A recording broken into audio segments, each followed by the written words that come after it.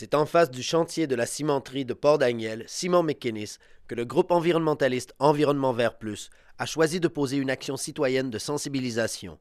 Sous surveillance policière et devant quelques employés de la cimenterie, une poignée d'activistes masqués ont installé une banderole sur le panneau du chantier de construction de l'entreprise. Sur cette banderole étaient inscrites des informations concernant les quantités annuelles d'émanation de gaz à effet de serre des 3 principaux projets de développement industriel dans la région de la Baie des Chaleurs. Les environnementalistes ont donc profité de la rencontre de la plupart des premiers ministres des provinces sur les changements climatiques mardi le 14 avril à Québec pour mener leur action. Actuellement, le Canada est un cancre par rapport à la lutte au changement climatique. C'est le pire pays dans la planète. Le Québec se compare joyeusement à être meilleur que le Canada. Je vous dirais qu'on a beaucoup à faire pour avoir de meilleures performances. La lutte au gaz à effet de serre et la lutte au changement climatique est primordiale pour notre génération, notre société et aussi notre humanité. Je vous dirais que c'est un enjeu de sécurité mondiale et il faut prendre des actions. Donc, au Québec, parfois, on réécrit des politiques énergétiques. Ça serait bien de passer à l'action et on demande au gouvernement d'avoir de la cohérence dans leurs actions et non seulement dans leurs discours. Pourquoi la cimenterie de Simon McInnes?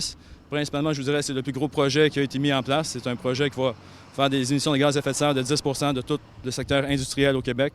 Donc, on s'entend, c'est notable et ça vient contrecarrer, je vous dirais, quasiment le tiers de toutes les avancées depuis 1990 du Québec par rapport aux émissions de gaz à effet de serre. Nous, on était pour qu'on ait un BAP. Donc, un BAP aurait été un endroit indépendant, un endroit ouvert où est-ce qu'on aurait pu discuter de ces éléments-là.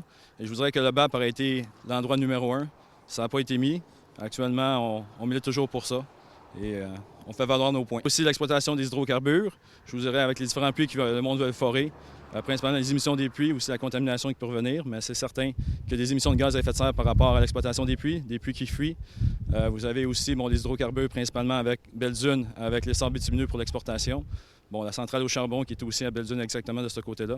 Donc je vous dirais que c'est un ensemble de projets qui sont quand même pris tous ensemble, c'est très marquant. D'un point de vue, il aurait dû avoir un BAP pour documenter ces informations-là, pour avoir une indépendance, pour avoir aussi une expertise de ce point de vue-là. De mon point de vue, le BAP aurait été l'occasion de faire ça et d'avoir un projet bon à la base. C'est un enjeu provincial. Je vous dirais que 10 du secteur industriel, 2 millions de tonnes de gaz à effet de serre, c'est beaucoup de quantité.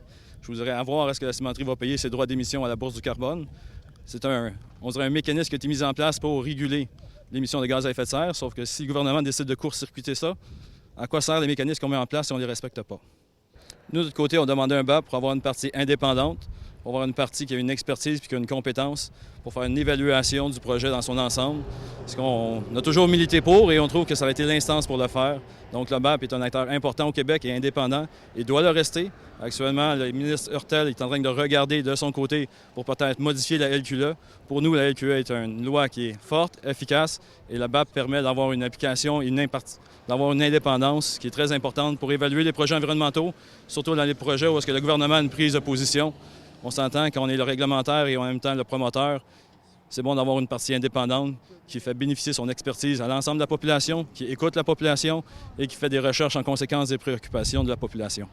Et en quoi le BAP pourrait améliorer les choses? Le BAP pourrait faire bénéficier de son expertise, de son indépendance et aussi de consulter la population pour qu'il y ait une réelle prise de considération des intérêts de la population et des enjeux environnementaux par rapport à ce projet-là.